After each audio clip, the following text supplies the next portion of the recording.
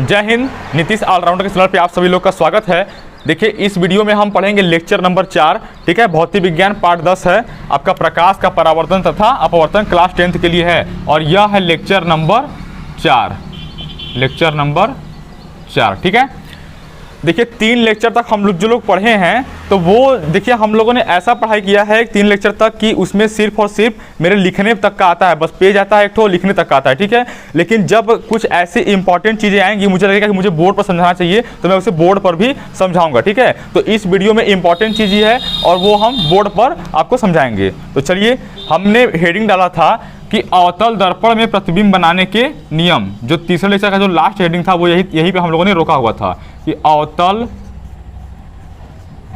दर्पण में प्रतिबिंब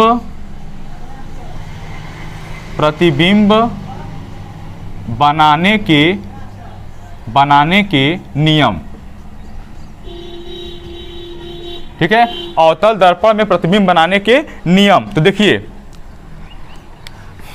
आपका जो पहला रूल आएगा वो पहला रूल क्या कहता है कि यदि कोई अवतल दर्पण हो या कोई भी गोली दर्पण हो, ठीक है, चाहे कोई अवतल दर्पण हो चाहे कोई गोली दर्पण हो, तो इसका एक कोई ना कोई देखिए क्या होगा भाई, ध्रुव होगा जिसको P से प्रदर्शित करते हैं, ठीक है।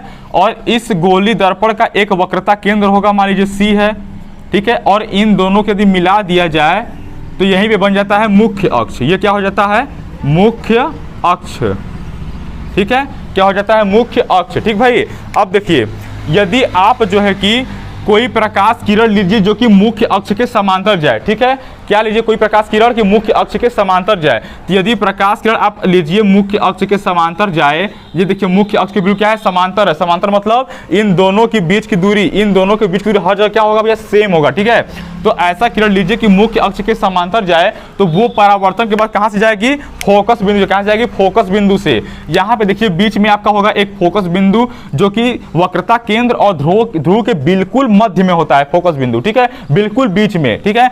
तो यह मुख्य अक्ष के समांतर आने वाली जो प्रकाश किरणें हैं ये परावर्तन के बाद कैसे जाएंगी, फोकस बिंदु से होकर जाएंगी। इसलिए मैं इसको बना लेता हूं, फोकस बिंदु से होकर जाएंगी। ये लीजिए, ठीक है। इनका मार्ग यह होगा, ठीक भाई, परावर्तन का मार्ग इसका यही होगा। अब रूल नंबर 2 देखते हैं। रूल नंबर 2 कि रूल नंबर 2 क्या कहता है, फिर से वही आप गोली दर्पण अवतल दर्पण बना लीजिए। देखिए इसके उभरे भाग पर पाली से, इसका मतलब ये सब क्या है, अवतल दर्पण है, ठीक है। फिर से देखिए यहाँ पे एक होगा ध्रुव होगा,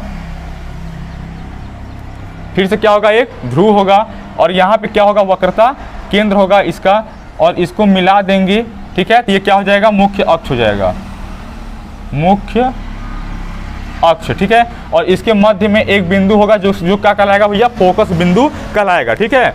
तो देखिए अभी हम लोगों ने क्या किया कि मुख्य अक्ष के समांतर किरण ले गए हैं। कैसा लगा किरण, मुख्य अक्ष के समांतर। लेकिन अब ऐसी किरण ले लिया जाए कि जो मुख्य अक्ष के समांतर नहीं बल्कि फोकस से ही होके जाए। कैसे हो जाए भाई, फोकस से ही होके जाए, ठीक है। तो ये लीजिए एक ऐसी किरण ले लेते हैं जो फोकस बिंदु से ही होके जाए। ये लीजिए, ये एक ऐसी किरण है कि फोकस बिंदु से ही होकर जा रही है। तो अब इसके परावर्तन का मार्ग कैसा होगा, तो इसके परावर्तन का मार्ग देखिए होगा मुख्य अक्ष के समांतर।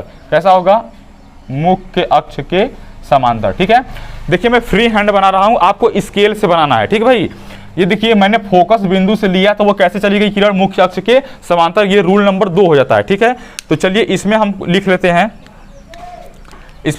कि मुख्य अक्ष के समांतर जाने वाली प्रकाश किरणें, इस डायग्राम के लिए मैं यहाँ पे कुछ हिंदी लिख दे रहा हूँ, ठीक है। मुख्य अक्ष के समांतर जाने वाली प्रकाश किरणें, ठीक है, मुख्य अक्ष के समांतर जाने वाली प्रकाश किरणें परावर्तन के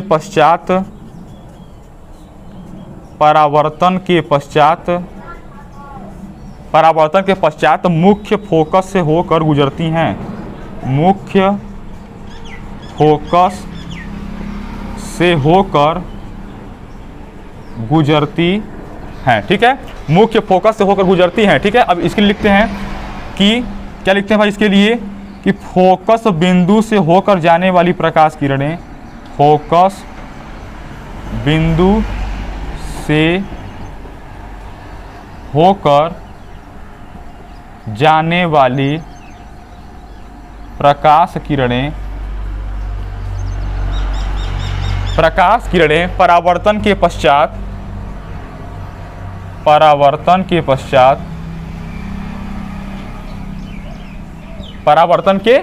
ठीक है कैसे जाएंगी। देखिए मुख्य फोकस गई है तो मुख्य फोकस गई तो कैसा मुख्य अक्ष के समांतर हो गई। ठीक है, परावर्तन के पश्चात मुख्य अक्ष के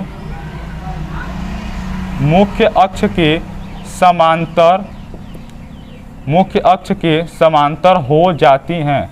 ठीक है, कैसे हो जाएंगी भाई, मुख्य अक्ष के समांतर हो जाती हैं। ठीक है, आगे देखिए रूल नंबर 3, आगे देखा जाएगा रूल नंबर 3 कि रूल नंबर 3 में क्या आएगा। देखिए ध्यान से, ये मान लीजिए कि ये फिर से हमने एक अवतल दर्पण बना लिया और ये इसका ध्रुव हो गया, ये वक्रता केंद्र हो गया और ये मिला दिए तो क्या हो गया भाई, मुख्य अक्ष हो गया। ठीक है, प्रिंसिपल एक्सिस मुख्य अक्ष। ठीक है, और इसके बीच में कौन सी बिंदु है, फोकस बिंदु है।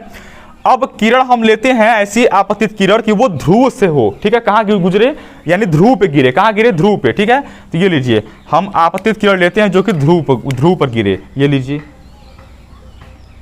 ठीक है, ऐसे किरण लिए हैं जो ध्रुव पे जाके गिरी है। ठीक है, तो अब इसके परावर्तन का मार्ग कैसा होगा, तो बहुत सिंपल है भाई, ध्यान देखिए।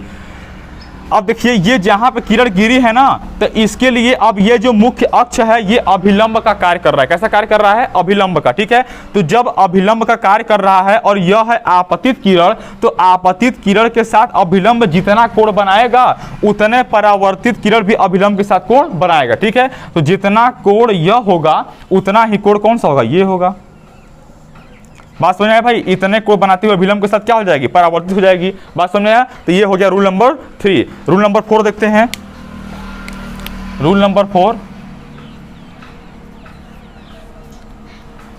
4 ये है, बहुत आसान है, ध्यान से देखिए। ये फिर से मैंने एक बनाया अवतल दर्पण और यहाँ पे क्या हो जाएगा, ध्रुव, इसका यहाँ पे वक्रता केंद्र है, मिला दिए तो क्या हो गया, मुख्य अक्ष हो गया, मुख्य अक्ष। ठीक है, और इसके बीच में एक बिंदु होगा जिसको कहेंगे फोकस बिंदु। ठीक भाई, अब देखिए, अब आप जो है कि ऐसी किरण लीजिए कि न तो वो फोकस बिंदु से होकर जाए, न ध्रुव से होकर जाए, न तो मुख्य अक्ष के समांतर हो। तो लेंगे कहां से, इस दर्पण के किसी भी पृष्ठ पे गिरा दीजिए किरण को। ठीक है, किसी भी पृष्ठ पे, तो ये लीजिए हम यहीं पे गिरा देना, हमारी मर्जी। हम जो है कि इस किरण को इस गोली दर्पण पे कहां हमने आपतित किया है, इस बिंदु पे आपतित किया है। ठीक भाई, तो अब देखिए क्या होगा, क्या होने वाला है। जब यहाँ पे जब आप किरण आपतित कराए हैं तो यहाँ पर आपको वक्रता केंद्र से एक इस बिंदु तक एक अभिलंब खींचना होगा। कहाँ तक खींचना होगा, इस बिंदु से वक्रता केंद्र तक एक अभिलंब खींचना होगा। ठीक है, अभिलंब खींचना होगा, ये लीजिए अभिलंब, ये अभिलंब खींच गया। तो अभिलंब जैसे ही आप खींच दिए हैं वैसे ही अब देखिए यहाँ पे एक कोण बन गया। तो ये जो कोण बना है ना, ये आपतन कोण हो गया। अब इसी के बराबर परावर्तन कोण बनाते हुए किरण क्या हो जाएगी, परावर्तित हो जाएगी। किरण क्या हो जाएगी, परावर्तित हो जाएगी। ठीक है, ये रूल नंबर क्या हो गया, 4 हो गया। रूल नंबर क्या हो गया भाई, 4 हो गया। ठीक है, यहीं पे मैं आपको एक रूल नंबर 5 बता देता हूं जो कि बहुत आसान है, कुछ है नहीं उसमें। यहीं पे देख लीजिए रूल नंबर 5, देख लीजिए भाई। ये मैंने बनाया एक अवतल दर्पण और ये क्या है, ध्रुव है, और ये क्या है, वक्रता केंद्र है, और ये क्या है, फोकस बिंदु है। तो ध्यान दीजिए, ध्यान देने लायक बात ये है, ठीक है, ध्यान देने वाली बात ये है कि यदि अब किरण आप ऐसा लीजिए कि जो वक्रता केंद्र से ही होकर जाए, कहां से जाए, वक्रता केंद्र से ही होकर जाए। तो ये लीजिए हमने ऐसा किरण लिया कि वो वक्रता केंद्र से ही जा रही है, ये देखिए। तो जब किरण वक्रता केंद्र से होकर जाएगी तो उस किरण के परावर्तन का मार्ग वही मार्ग होता है, यह मार्ग बदलता नहीं है। ठीक है, यह मार्ग बदलेगा नहीं। तो ये किरण जब परावर्तित होगी ना तो इसका मार्ग क्या होगा, यही होगा। बात समझ आया भाई, ये ऐसे ही आएगी और ऐसे ही क्या हो जाएगी, इसी मार्ग से लौट जाएगी, इसका मार्ग परिवर्तन नहीं होगा। ठीक है, तो चाहे किरण ऐसे नीचे की तरफ हो और चाहे किरण ऐसे ऊपर की तरफ हो, ये लीजिए। ठीक है, ये ऐसे, चाहे किरण नीचे की तरफ हो, चाहे किरण क्या है का डायरेक्शन क्या हो, ऊपर की तरफ हो, ठीक है। और इसके भी मार्ग का जो है परावर्तन का जो मार्ग है वो सेम टू सेम होगा। इसी मार्ग से क्या किरण क्या हो जाएगी, लौट जाएगी। तो ये परावर्तन के 5 नियम है। क्या है, अवतल दर्पण में जब प्रतिबिंब आप बनाएंगे तो यही 5 के नियम के हिसाब से आपको प्रतिबिंब बनाना है, ठीक है। तो चलिए अब मैं इसको रब कर देता हूँ। इसको आप चाहे स्क्रीनशॉट ले लीजिए, चाहे वीडियो को रोक करके नोट कर लीजिए, ठीक है। अब मैं इसको रब कर दे रहा हूँ।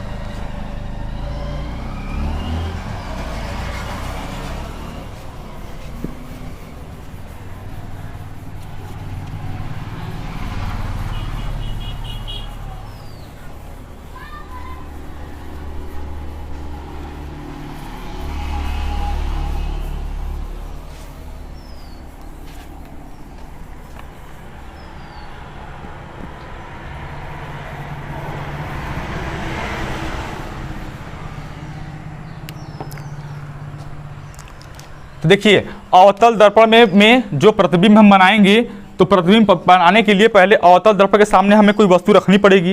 ये बात सही है कि नहीं? प्रतिबिंब बनाने के लिए अवतल दर्पण के सामने हमें कोई वस्तु रखनी पड़ेगी। तो अवतल दर्पण के सामने वस्तु को हम कितनी स्थितियों में रख सकते हैं, तो पहले इस बात का हम अपने अंदर नॉलेज कर लेते हैं, ठीक है। चलिए ये देखिए,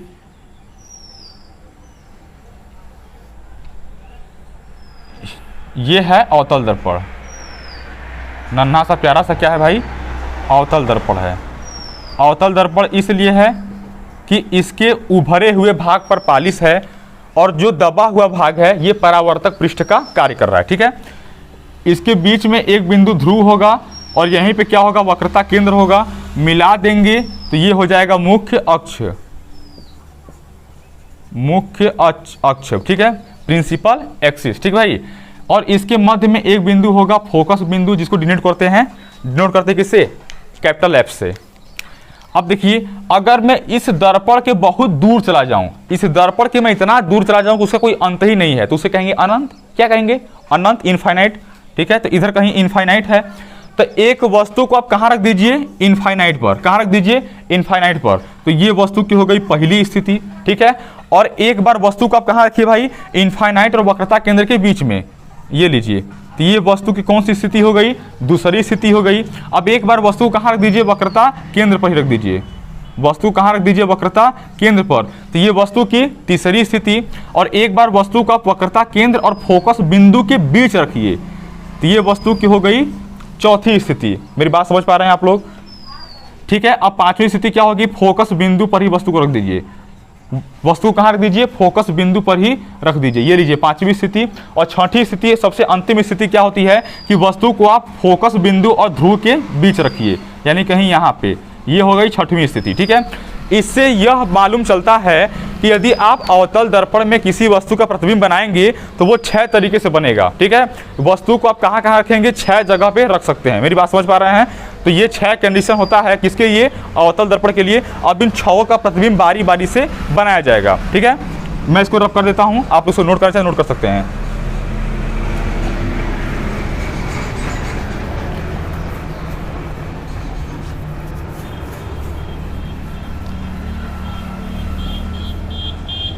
देखिए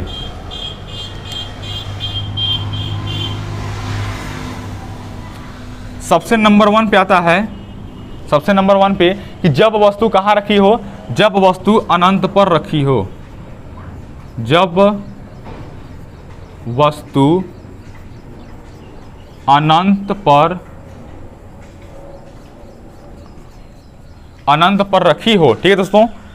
तो दोस्तों ये देखिए बहुत अच्छे से हम पढ़ेंगे, ये जितने भी 6 कंडीशन हैं इतने अच्छे से पढ़ेंगे कि ये बनाना आपके उंगलियों का खेल हो जाएगा और कुछ भी रटना नहीं पड़ेगा। आपसे कोई पूछेगा, आप 10 सेकेंड में डायग्राम बना के तुरंत उसका जवाब दे देंगे, ठीक है, तुरंत उसका जवाब दे देंगे और बिल्कुल फ्री हैंड, ठीक है दोस्तों।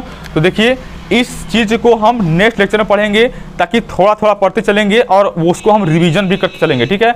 तो दोस्तों यदि आप नए हैं तो मेरे चैनल जरूर सब्सक्राइब कर लीजिए, अपने दोस्तों के पास शेयर कर लीजिए कि जिनको इनकी आवश्यकता है इन सब चीज़ों की, ठीक है, जो बेचारे परेशान हैं क्लास 10th का फिजिक्स पढ़ने के लिए, ठीक है। तो दोस्तों मिलते हैं अगली वीडियो में। जय हिंद।